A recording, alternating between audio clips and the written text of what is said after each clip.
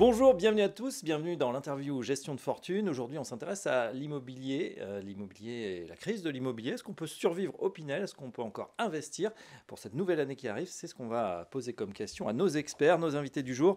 Bienvenue à Alban Gauthier. Bonjour Alban. Bonjour Fabrice. Vous êtes directeur général de Fidexi Tout à fait. et vous êtes venu en compagnie de Luigi Lorigné. Bonjour Luigi. Bonjour. Vous êtes directeur des partenariats donc chez Fidexi.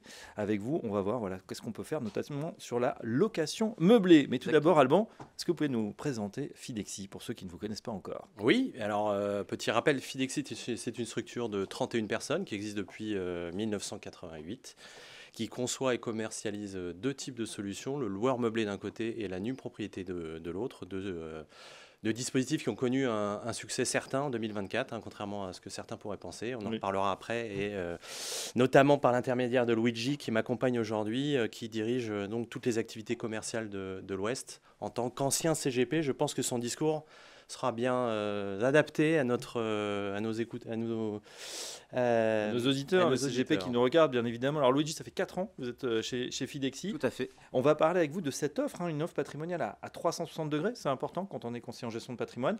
Pourquoi, Luigi, la location meublée revient-elle comme solution, notamment dans les recommandations d'investissement? Alors, la location meublée, elle s'intègre parfaitement dans les approches globales de nos partenaires qui font de la gestion de patrimoine. La location meublée a plusieurs attraits. Oui. Le premier, c'est qu'il y a des tickets d'entrée qui sont à partir de 80 000 euros jusqu'à 200 250 000 euros.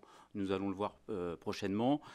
Aujourd'hui, c'est un statut qui existe depuis 1949. Souvent, on oublie que c'est un statut qui n'a pas eu de législation qui a évolué dans le temps. Donc, c'est un statut stable qui amène du rendement ainsi que de la stabilité pour les investisseurs.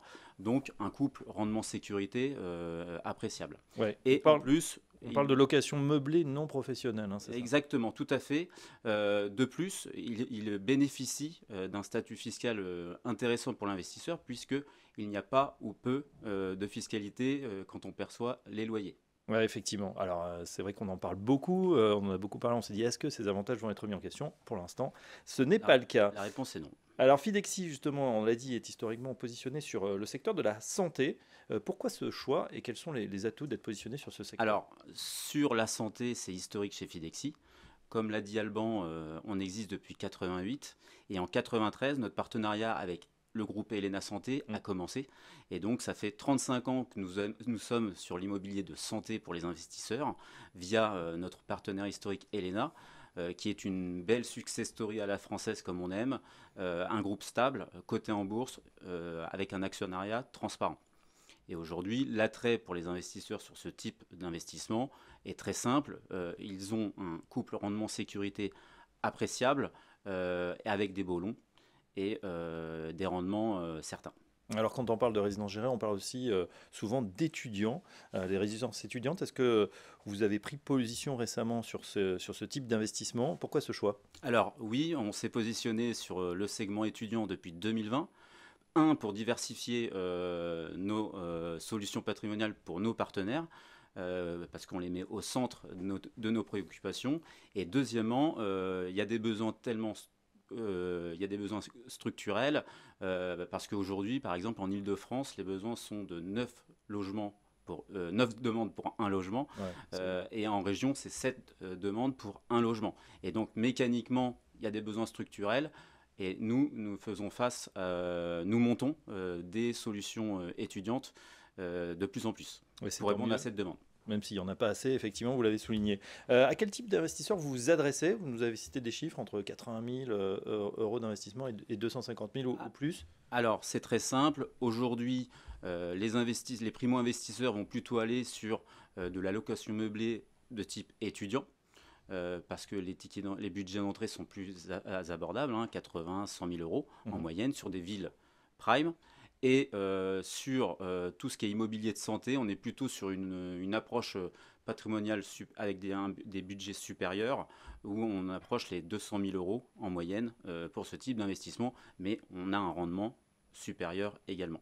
Voilà, différentes solutions. Il y en a du coup pour toutes les bourses. Alban Gauthier, pour finir, quel conseil vous donneriez justement aux investisseurs qui souhaitent se lancer dans le loueur meublé?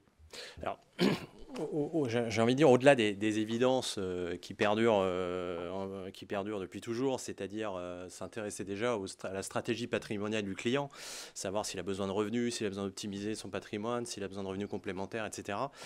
Le contexte qui est un peu nouveau, c'est, on va dire, c'est ce manque de repères qu'il peut y avoir en cette rentrée. On risque de voir affluer un certain nombre d'offres, pas toujours bien calibrées, pas toujours avec cette recherche d'équilibre qu'on recherche nous toujours chez Fidexi, de la pérennité, de la solidité de l'investissement dans le temps.